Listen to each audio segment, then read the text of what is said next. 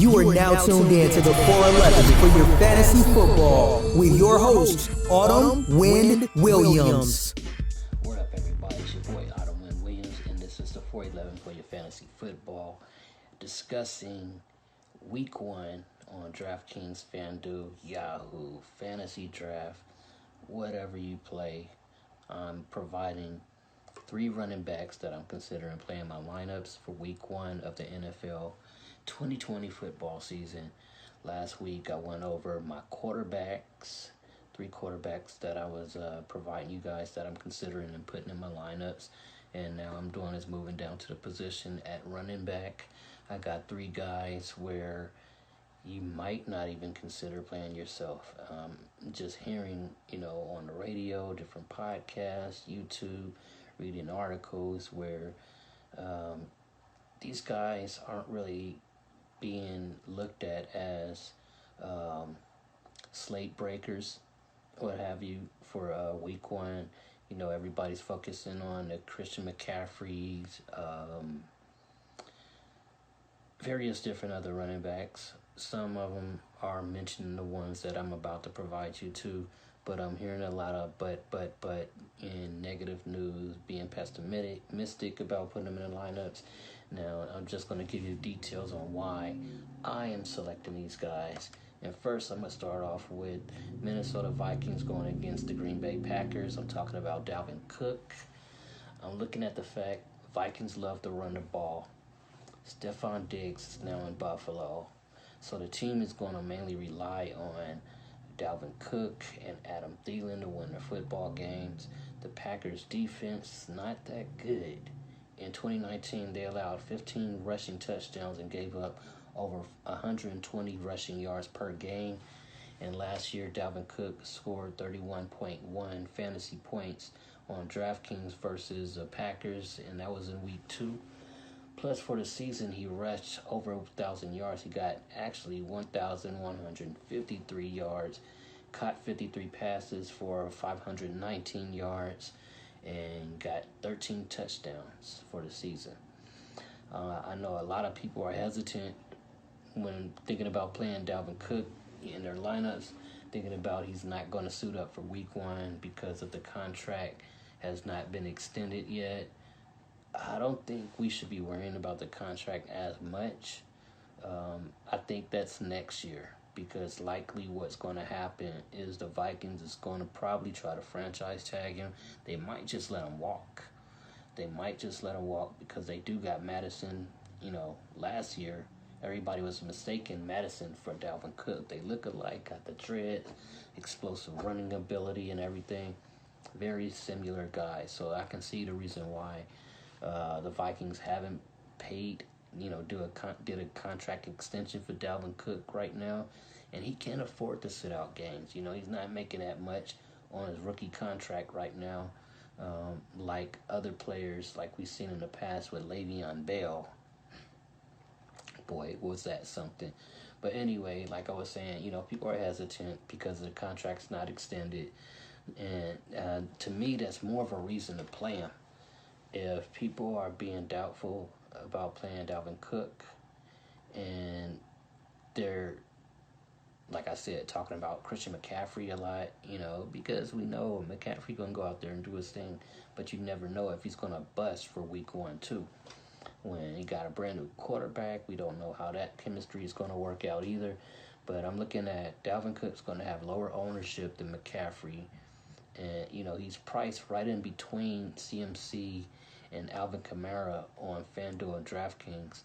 On DraftKings, he's $2,100 less than CMC. And on FanDuel, he's $1,300 less than CMC. And then, the next debate, like I was saying, Alvin Kamara, people going to be like, why should I get Dalvin Cook when Alvin Kamara is cheaper than him then? That may be true. And I'm just looking at most of the fields probably going to have either Christian McCaffrey or Alvin Kamara in their lineups. If they go extremely high, they're going to get McCaffrey. They want to go lower than Dalvin Cook, question about the contract, they're going to go to Alvin Kamara, who's a little bit cheaper than Dalvin Cook. So to each his own. All 3 are great, but I'm looking at how I like Dalvin Cook a whole lot more this year, and I think he does have a potential to be the leader running back in the NFL this year. And Kamara is cool, but I'm looking at he's going against the Bucks' #1 run-stopping defense. So you guys pay attention to that.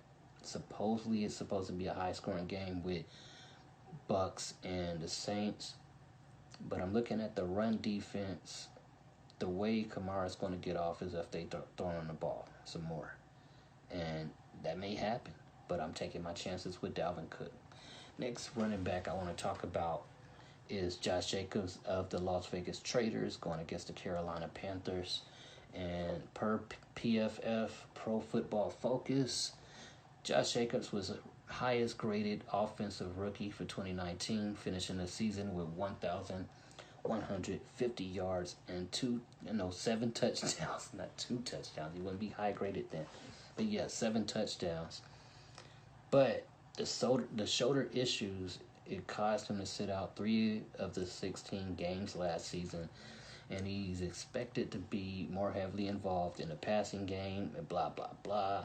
It's what we're hearing all over the place for his sophomore year. But we heard the same story for his rookie year, too.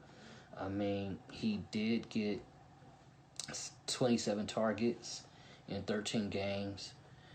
And, so I can see why people aren't being optimistic about playing Josh Jacobs because those targets are very low.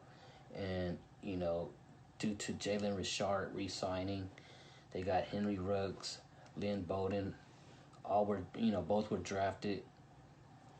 They got Riddick, they got Devontae Booker, and people are like, okay, is it going to be enough for Josh Jacobs? I think it is. I really think it is. I'm looking at the possibility of the upside, even though playing him is like really touchdown dependent. However, he did average 12 yards per reception in college. And so you get 4 or 5 receptions and get 12 or more yards, and he get a touchdown, and he's getting rushing yards too. That's a lot of upside right there. And I'm just looking at also Luke Kuechly is no longer on this bad Panthers defense to stop the run. Luke Kuechly was the guy to stop the run on the Carolina Panthers, and now he's retired. That's going to open things up a lot more for Josh Jacobs because Luke Kuechly is going to be hard to be replaced on their defense. And, can Theo Riddick end up getting involved on 3rd down? Of course, certainly. But I think those chances are very low to take a lot away from Josh Jacobs. All right, last but not least, who I got, I know you guys going to flip out on this. I'm looking at the Buffalo Bills versus the New York Jets. I know you're going to think I'm saying Zach Moss. Nope, I'm saying Devin Singletary. I know everybody's on a Zach Moss train, but I think Devin Singletary is the guy that I should be going with. Most are looking at the explosive run ability from Buffalo Bills' 3rd-round rookie, Zach Moss, and the quarterback, Josh Allen, likes to run the ball a lot. And so they're thinking that it's taking away a lot of chances for Dalvin Cook. See, I got him stuck on my mind, ready to just jam him in my lineups. Taking a lot of rushing ability from Devin Singletary. But I think a lot of people are overlooking the fact that Devin Singletary is still the #1 first-string running back on the team that's going to get the majority of the touches each game. It's just crazy how, when people complaining about Frank Gore, he needs to leave, he needs to retire, give Singletary the ball more, get him on the goal line. Gore leaves, and now they're complaining that they don't want to play him still. Make up your mind, people. Now everybody thinks Zach Moss is going to go step in automatically as Frank Gore and get goal line touches his first ever professional football game. I don't think that's happening. He might get 1. He might try to vote, and they might let them vulture 1, but I don't think that's going to go on for the whole game. I don't expect that game to be high scoring. Likely the Bills are just going to run the ball. I'm expecting them to beat the Jets badly. The Jets just been falling apart all season long, all off season long. But I'm just saying this is a cheap contrarian running back to put in my flex spot.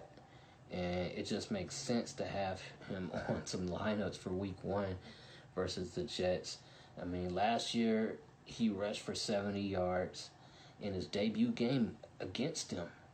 And, you know, the Jets have the second best run-stopping defense for 2019. And he caught five out of 6 targets and ended up with only 28 yards. So all that was missing really was a touchdown to get over 20 fantasy points.